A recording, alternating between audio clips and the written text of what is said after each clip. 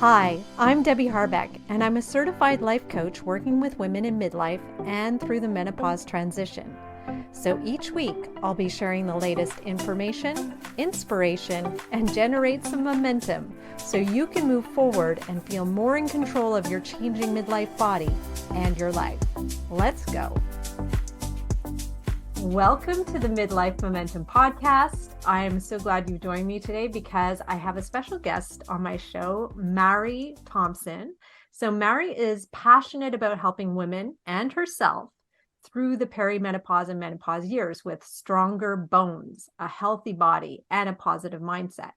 With a degree in sports science and 20 years clinical experience as a massage therapist and Pilates instructor, she's supported, championed, and inspired many people to look after their physical and mental well-being in a holistic way. Now, with a personal diagnosis of osteopenia and her own perimenopause symptoms, she's motivated to lead herself and others through the menopause years with as much mental and physical strength as necessary to live a life to the fullest in good health and happiness. So welcome to the podcast, Mairi. How are you? I'm very well. Thank you so much for having me on the show. It's so nice to be able to connect with people across the world. So Yes, yes, because you're all the way in Australia right now, so you're 14 hours ahead of me. So yes, yeah, it's yes, I amazing that am. we Yeah, can do this. It's bright and early where you yeah, are. It's almost supper time where that's I right. am. So this Yeah, is great. yes, it's great to be here. So thanks for having me. But yes, I'm originally from Scotland, so I'm not too far from the other side of the world where you are. But yes, I've moved and live on the other side of the world in east coast of Australia now. So yes. Beautiful. I just want to open it up because I know that you're here to talk about what you do, and I want to talk about where you've come from because you mentioned Mm. that you have osteopenia and you have this diagnosis, and how did that affect you? But how did, you get into the business you're in as well? And I think it's all tied together. Gosh, yes, there's, when you reflect over your career, you realize for myself that there's all these little experiences and qualifications that I've managed to pull together, and it's really come into alignment with this diagnosis. So there's a little bit of me that's a little bit grateful that it's happened. But way back, I started my career in Scotland as I studied sports science, sport and exercise science as a degree. And I really loved the physiology and nutrition aspect and the psychology. And then from there, I went into training to become a massage therapist.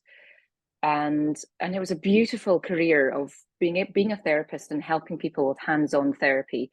I was very fortunate to be able to travel the world with that. So I worked with high performance sport and Olympic sport. So I worked with the Australian medical team at the London Games. So I've got to experience a lot of different things with different bodies.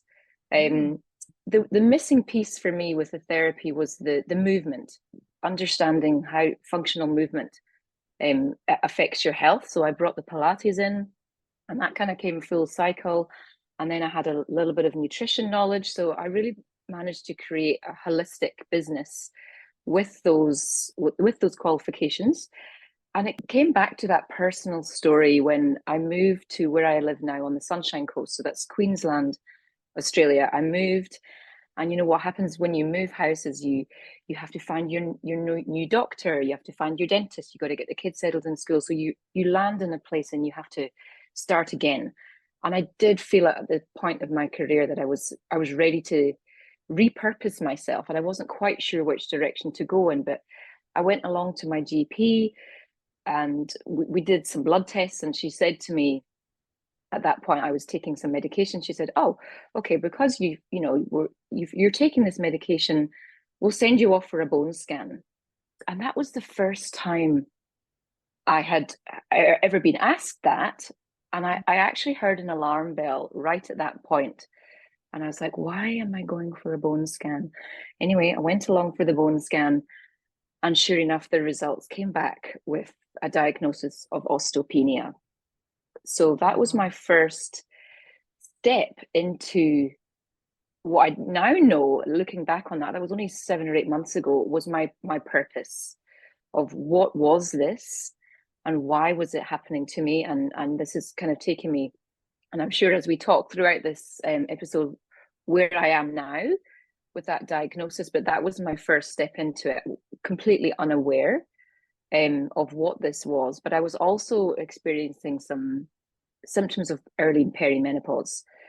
Yeah, that was the start of the journey. So lots of fun and excitement and high performance sport and working with many people over the years, and now coming back to myself and realizing, okay, there's something in this, and I had to do my research and follow the journey down the rabbit hole, as they say, as to what the implications of osteopenia were for myself personally, and how it was going to impact me as I was going through the perimenopause years. And this whole new world pretty much opened up from that point.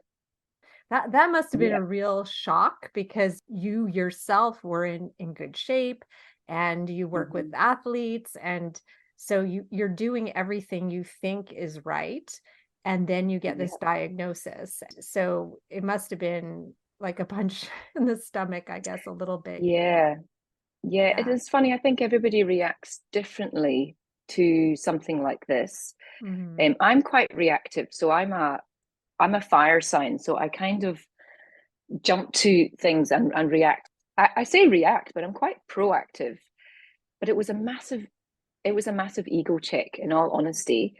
I went at it like a bull at a gate. So I went out and I bought all the foods that I knew that had calcium, and I researched the exercises, and I was very kind of like, I need to do something now. This is important. And I think sometimes stopping and reflecting is more helpful, but I'm very much like, well, I need to do something. But then, as I went into the research and understood that the piece of paper that my GP had slid across the table when I had got the diagnosis, and the piece of paper that she'd given me was a very, very simple information sheet about foods that contained calcium. But I think it was dated from 1998.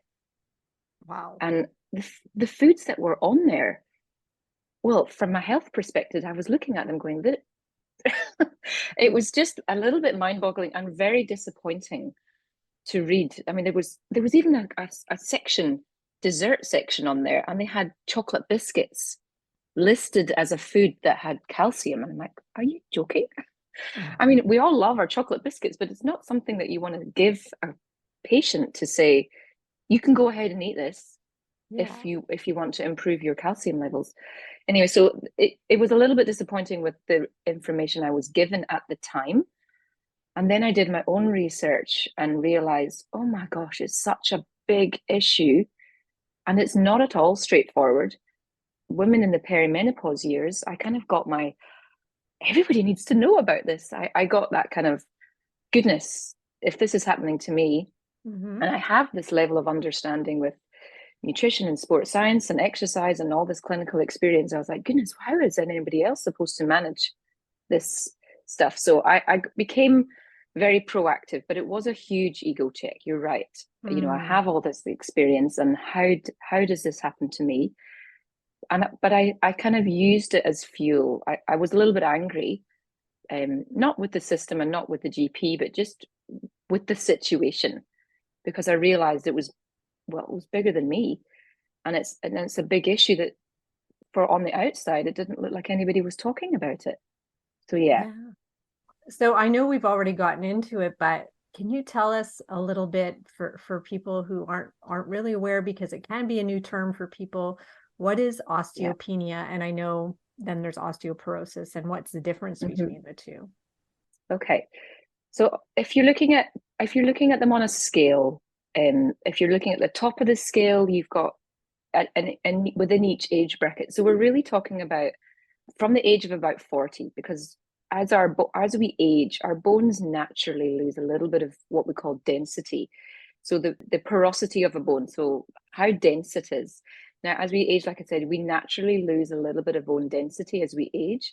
But osteopenia is where the protein and the mineral content of the bone is reduced significantly more than it should for a woman, for me particularly as a woman in my age bracket. So they kind of put you on a graph.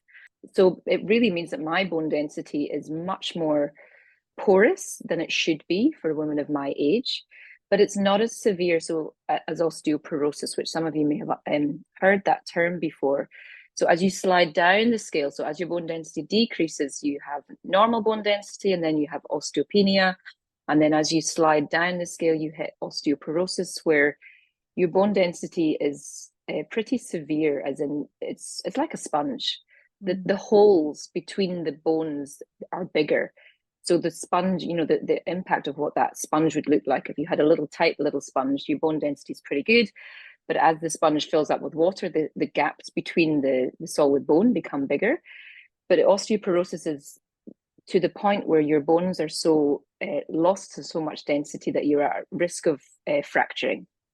And fracturing is very common in osteoporosis. And it's of course, it's very debilitating, but a lot of the fractures happen in your hip and your spine, which you can imagine is concerning and worrying. And it means that people have to really reevaluate how they're living their lives and how they functionally move. And I think there's a lot of fear around that diagnosis, but it doesn't have to be, I'm always looking on the positive side of life. So that is what it is. It's that loss of bone mineral. And I feel like I'm lucky that osteopenia is an early diagnosis. I feel it's like an early warning sign to be able to take action and do as much as possible. And that's what I found out with the research, is you can do a lot for it. So it's not all doom and gloom, I guess. No, and that's it. Like, it's like you're catching it at a point where there's still something you can do to slow it down, at least. Yes. Yeah, for sure. And I know that, you had mentioned you were on medication, and so your doctor sent you for this test. So what are the risks? And we're in perimenopause, and I know that is a risk factor, but what are the other risk factors for osteopenia? Well, I think, and I'm glad you asked, because it's such an important point to realize for your audience. Everybody who's listening into this is likely to possibly sit within this, because the first and biggest risk factor is for women over the age of 40, particularly those who are heading into the perimenopause years, or they're well and truly coming through the menopause years, or they're post-menopause. Because like I said before, your bones naturally lose density with age. But through the perimenopause cycle, as you've probably heard from Debbie before, your estrogen levels start to drop. Now, estrogen is a driver for building bones and muscles. So when you lose estrogen, this amplifies your bone density loss. So any women over the age of 40 should be aware of this situation, and that is one of the biggest risk factors. There's also risk factors with those who have potentially yo-yo dieted in the past, maybe had a very poor calcium uptake, or those who have significantly reduced their dairy and not used appropriate alternative sources of calcium in their diet. So there's a huge shift. I don't know where you are with that kind of thought where you live, Debbie, but here in Australia, there's a huge shift away from dairy in diet. So there's a lot of people, and to be honest, myself included, I've stopped drinking cow's milk. Not just for the fact that it's very inflammatory in the gut and health reasons, but there's a lot of people who've stopped taking dairy, and I think I'm potentially guilty as well of not replacing it with enough calcium. So taking something significant as dairy out of your diet and not replacing it with a really good plant-based alternative to allow that calcium absorption uptake. So that's a risk factor as well. The other ones are not as obvious, I guess, in that those who are firstly not physically active, or those people whose activity is predominantly non-weight bearing. So what I mean by that is they're cycling and swimming. And interestingly, when I did the research, that also includes people who just walk. And that's interesting, because it's not non-weight bearing walking, but it's not enough to build bone density. So those people who use walking or light jogging, cycling and swimming as their main sources of exercise are at risk of osteopenia as well. And then there's the hereditary factors. If you have it in the family, if you have somebody in the family who has osteopenia or osteoporosis, there's risks there. And then for myself, the medication. So those people with any other health issues. So my other health issue is my thyroid, which is linking into an autoimmune disorder called Hashimoto's. Mm-hmm. Um, that is a big risk factor as well, along with rheumatoid arthritis, because of the medication that I take. So thyroid medication actually increases that bone turnover, which in fact allows more bone loss, and you lose more bone density because you've got a higher turnover of bone. So yes, so those with autoimmune disorders are at risk as well. And then anyone who's got poor absorption in the gut. So basically that boils down to stress and inflammation, because your body has to have that ability to absorb nutrients and minerals properly. And if your gut is under a lot of stress, you're not able to absorb your minerals and particularly calcium. You're not able to absorb it properly. So because your bones act like a calcium bank, so the body will take what deposits from that bank from your bone if your diet doesn't have enough. So if you're not giving yourself enough calcium, magnesium, and vitamin K, those things that really are needed to build strong bones, if you're not ingesting that or absorbing that properly, your body will take from the calcium bank from your bones to use elsewhere in the body where it's needed. So yeah, you really need to be topping up. I hope that makes sense in terms of using it, thinking about it like a bank. Oh, And yeah. those people are at risk who don't have enough in the bank. Your body will take it from the bones. Yeah. Yeah.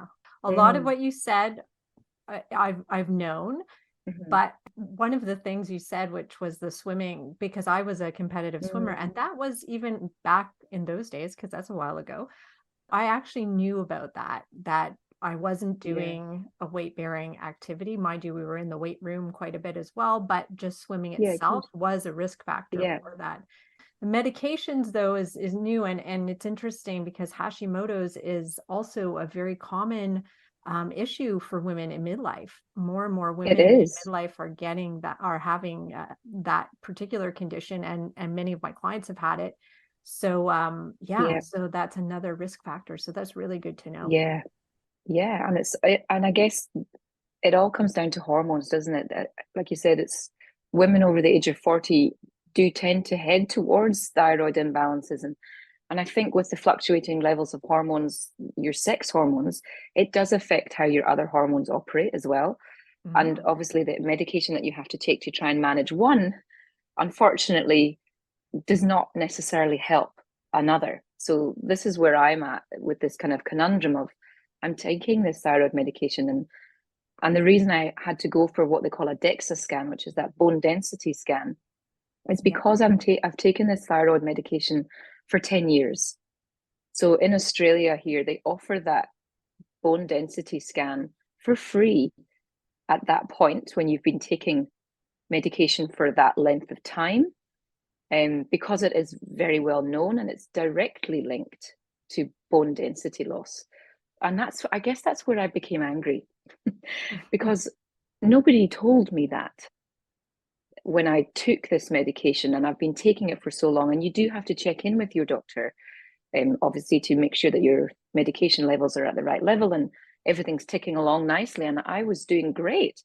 Like I really don't feel impacted by my underactive thyroid, but I wish I'd been told that the implications of this, especially coming into the perimenopause years, which is where I became quite alarmed to think that the medication that I was taking for one thing is going to have a massive issue. And then, of course, the DEXA scan results came back with the diagnosis of osteopenia. My first thought was, and it is still now my predominant thought, is how do I get off this medication? And that is where my future challenge lies, because I do believe, and there is research, and I think in myself, I always think positively. If one person can come off thyroid medication, then I can too, and that's my focus. Mm, But yes, mm. it's something that needs to be raised and be aware, and it's not the same for everyone. But I'm only in control of myself, I suppose, and what I can do to try and live my healthiest life is educate myself. And I've moved forward in great leaps and bounds with my osteopenia, I believe. But yeah, the thyroid is the next thing I'm going to tackle. Oh, good for you. You're right. If others have done it, why not us? And I'm sure Yeah. with all the things that you do know and the things you're capable Mm, of, you could definitely do it. I know in perimenopause, I've seen the data on it, is that there is, before you even hit menopause, there's a steep decline in bone density and in muscle yeah. loss. It really is a factor in Yeah. losing bones. So yeah, silent That's symptom. exactly, yes. Yeah. Well, because so many of these menopause symptoms are not silent. They are out there and loud, and they're visible, and you can see them and you can feel them. Bone density loss is what I call the silent symptom, because you can't feel when your bone density is reducing. It's not something you feel, you can't see. And then, without the DEXA scan, it's not easy to measure.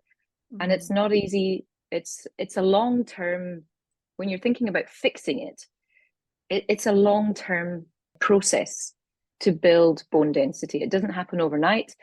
You know, some symptoms you can manage very quickly and very easily with menopause, and there's a lot of that that's moving into hormone replacement therapy and things, and we're not here to talk about that as such, but this silent symptom is something it's unheard of in many ways and unspoken about. So there's silence in terms of it's silent in your body, but it's also silent in the world. I mean, I don't know very many people talking about this as part of the journey through menopause, which I find incredibly disappointing. And I feel that's part of my purpose now, is to raise that awareness and talk more openly about it, and perimenopause in general. So I'm very grateful to be able to talk with you about this, this thing in menopause, but just in general, talking about the things that we move through.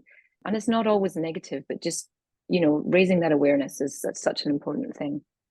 Yeah, I think that is the most important thing, and I'm glad you're here too, talking about it as somebody who has osteopenia and who now is gotten very educated about it. I have put Mm, it out there to my audience. They know that how bone density is an issue in perimenopause and into menopause. So it's yeah. something I've started taking more seriously in the last year, where I'm making more of an effort to do a lot more weight bearing activity, lift heavier Yeah. weights, so Yes. doing those kind of things, which I Yeah. was doing some before, but now I'm like, nope, this is a non-negotiable for me now.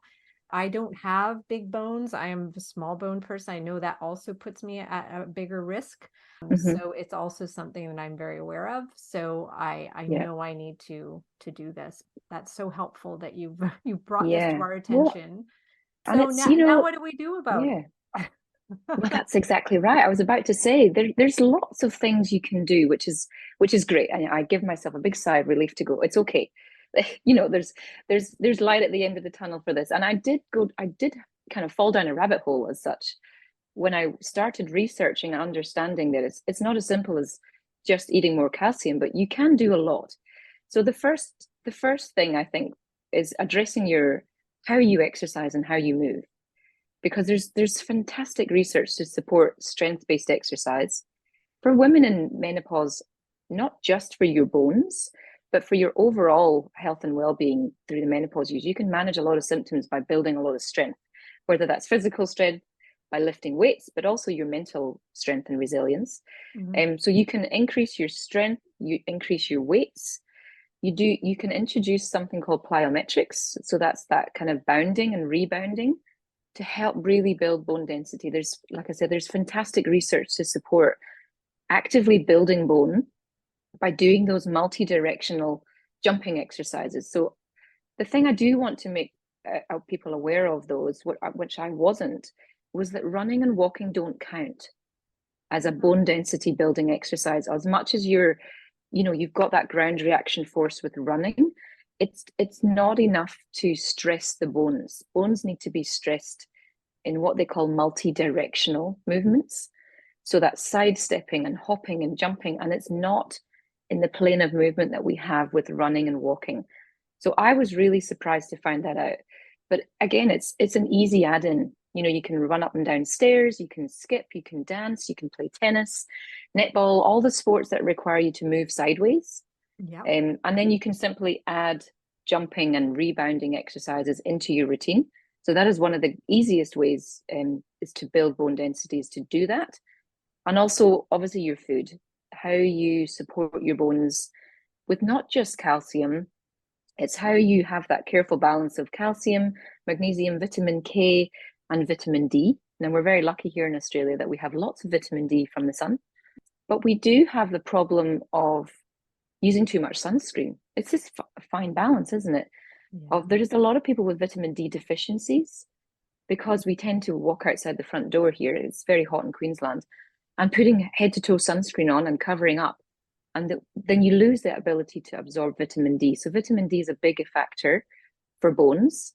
Mm-hmm. And women need to be aware that we do need to expose ourselves to certain amounts of sunlight to allow that vitamin D to be absorbed.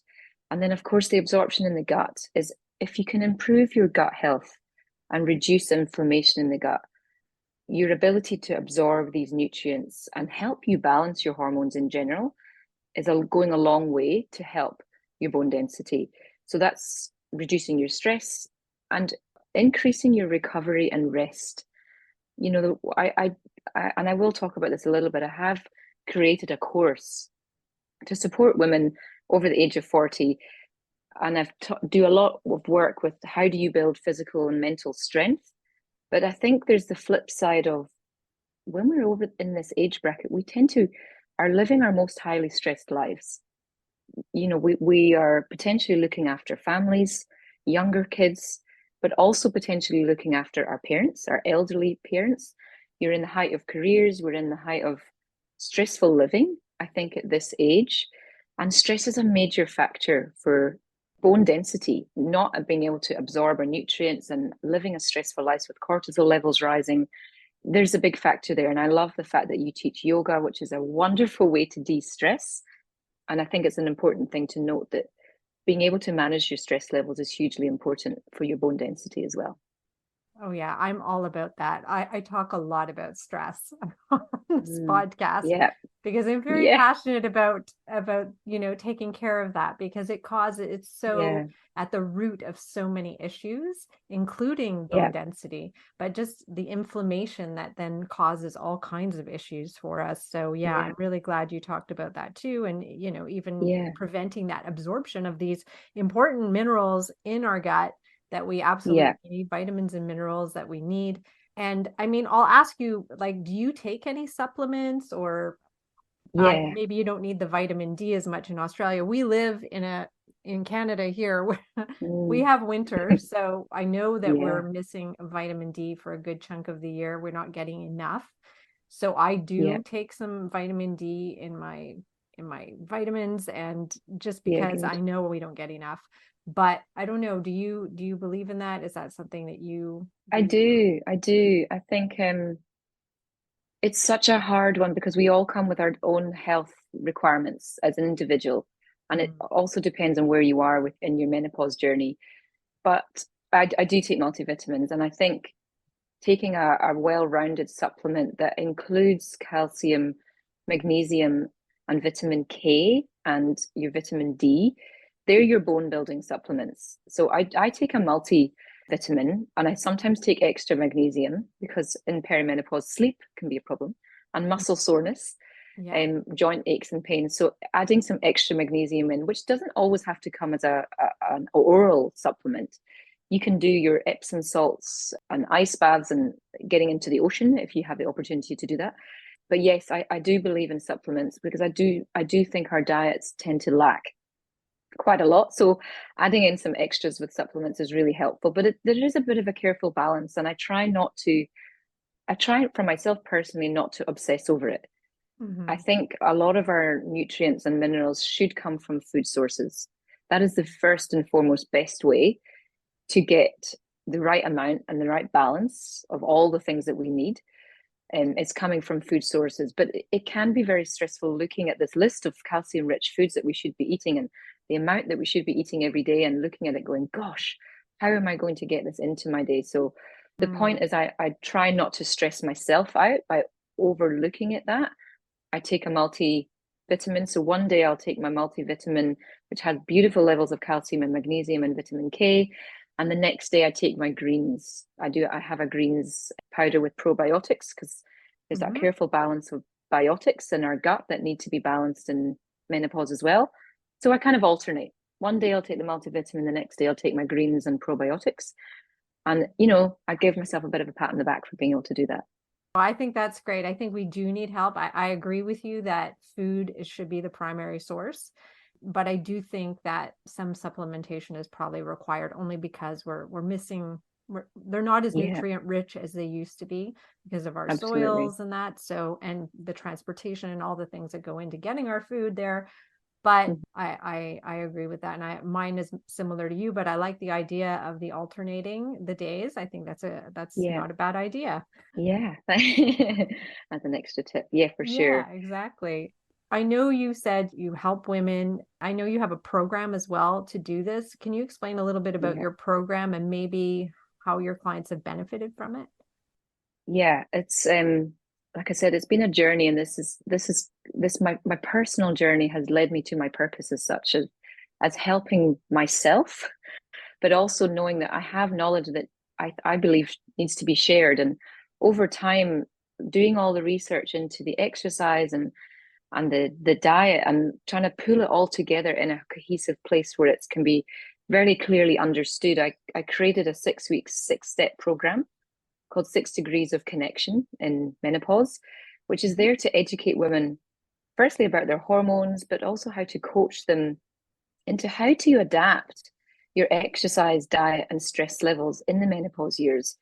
Because your hormones have changed, and so have you.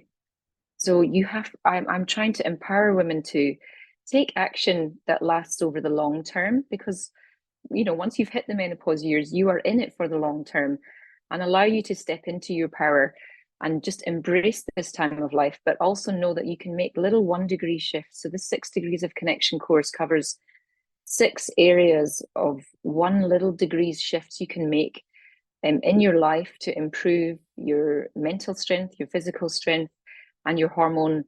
I don't want to say balance, but just being able to manage your hormones better, because they can be very wobbly in these years. So Yeah. I've got the exercise programs. I teach a lot of Pilates and pelvic floor, the foundations of strength. I have a progressive weight bearing, so weightlifting program that helps you progress from lifting light weights to lifting those heavier ones, which will really impact your bones. I've got beautiful recipes and food guides that are really simple, actionable things you can do. You can literally pull a recipe knowing that it's there to help build your bones.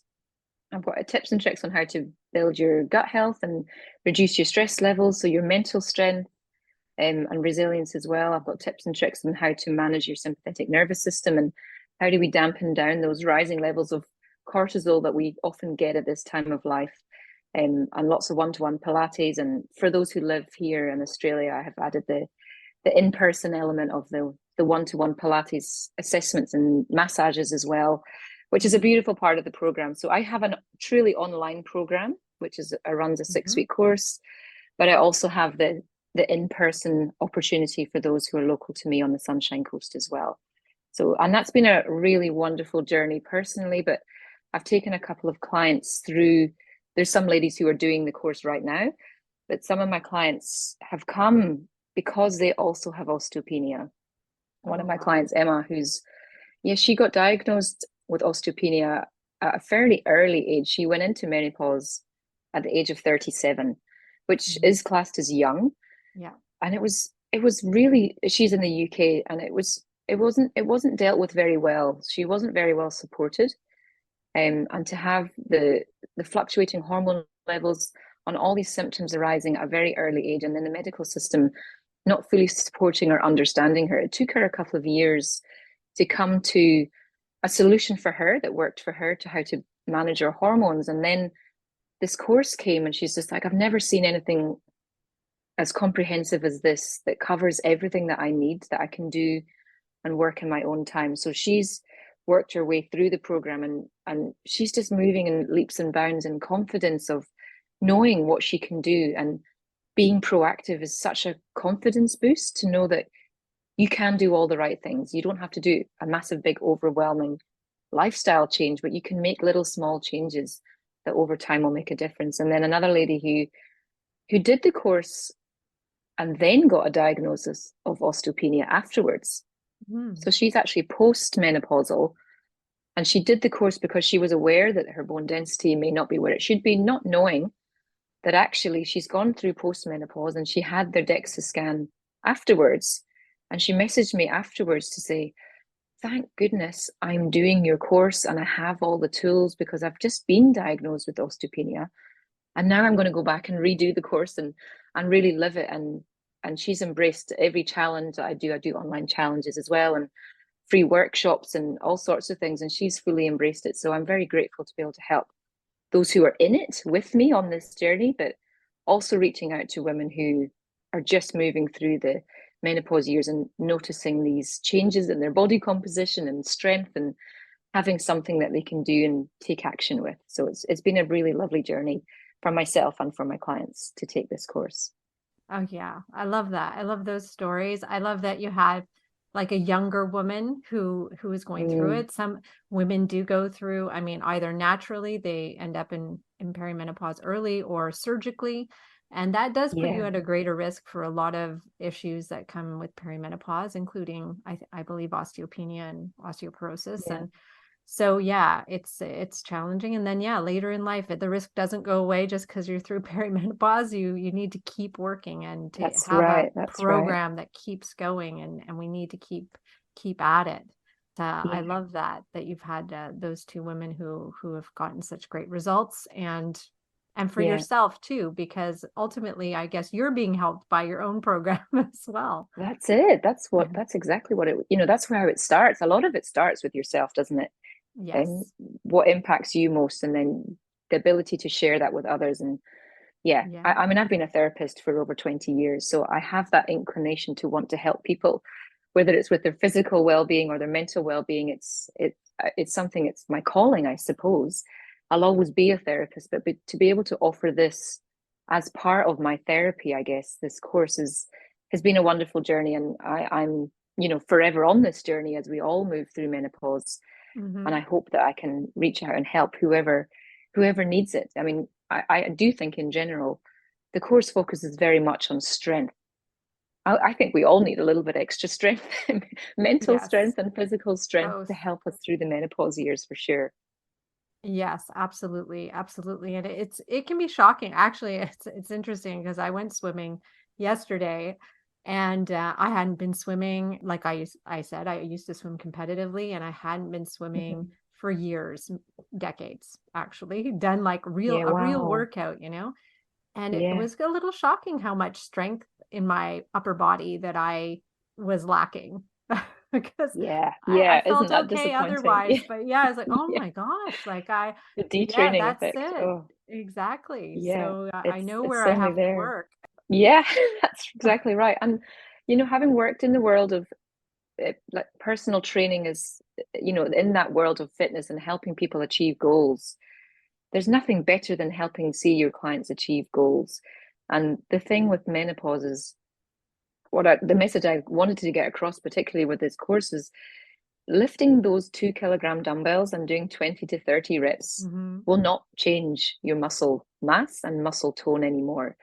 So the resounding message is what used to work no longer works. And if you've Hmm. let something go in the menopause years, that detraining effect is very apparent. It's just learning to shift and move with your hormones and adapt and change your exercise and diet as you move through these years is so important. But yeah, that detraining effect, holy moly. Yeah. Yeah, yeah, I you feel it notice too. I it. feel it too. Oh, absolutely. Yeah. Yeah.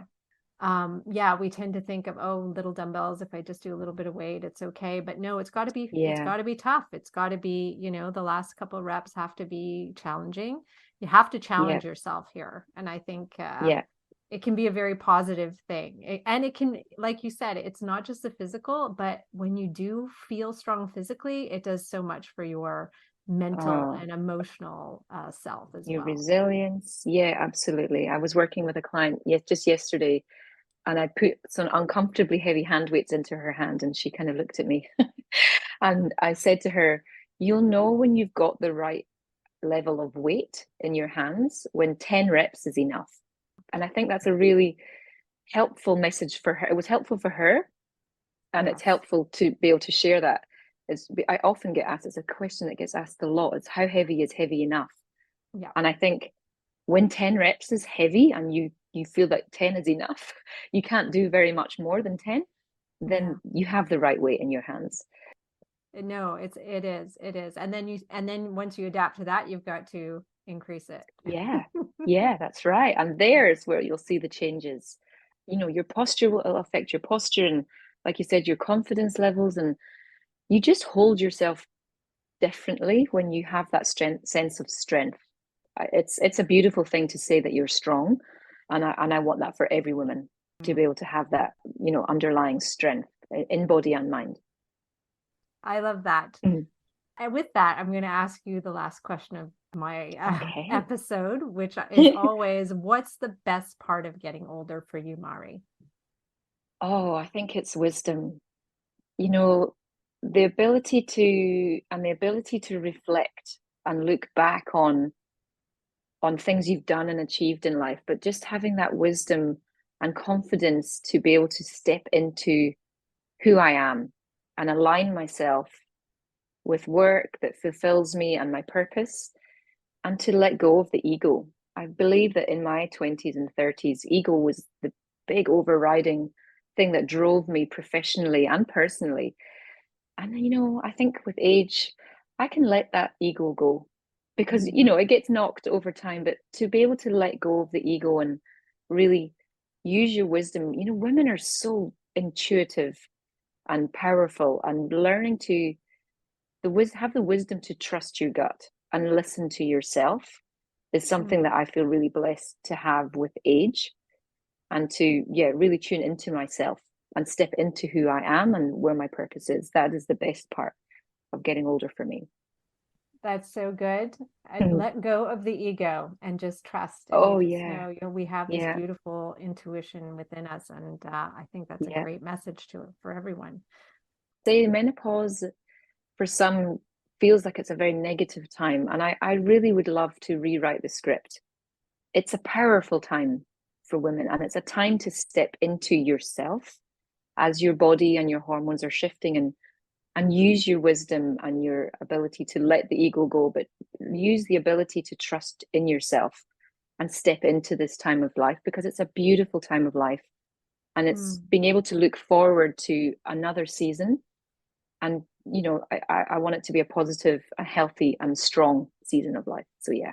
So good. And that's exactly why I started this podcast, is just, I want women to feel that way. It's not the decline to the end. It's like, no, this is a whole new phase of our lives, a whole new transition, and it can be really beautiful.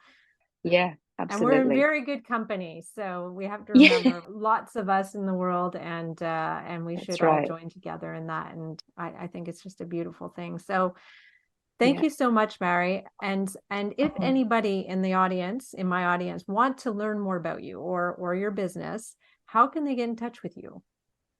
I think the easiest thing is to head to my website, which is www.bodymindbones.com.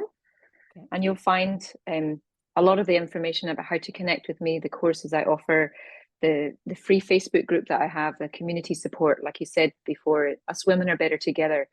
So I have a beautiful community of women within a Facebook group that is free to join, but it's me offering a lot of the tips and tricks about how to stay healthy and happy and strong in the hormonal years. But all the information you'll find at www.bodymindbones.com. Perfect. And of course, I'm going to add all of Mairi's information in to the podcast notes, so you can click on the links and find her online. So thank you so much, Mairi, once again for joining me today. This was really helpful. I think a lot of women need to hear what you had to say today, and I think you're going to help a lot of people. Oh, thank you so much for having me. And it's been a lovely connection across the waters with you as well, Debbie. Thank you for having me on. Thanks for listening to this episode of the Midlife Momentum Podcast. If you want to learn more about working with me, come visit me at debbieharbeckcoaching.com. That's Debbie, I-E, Harbeck with a C, coaching.com. See you next week.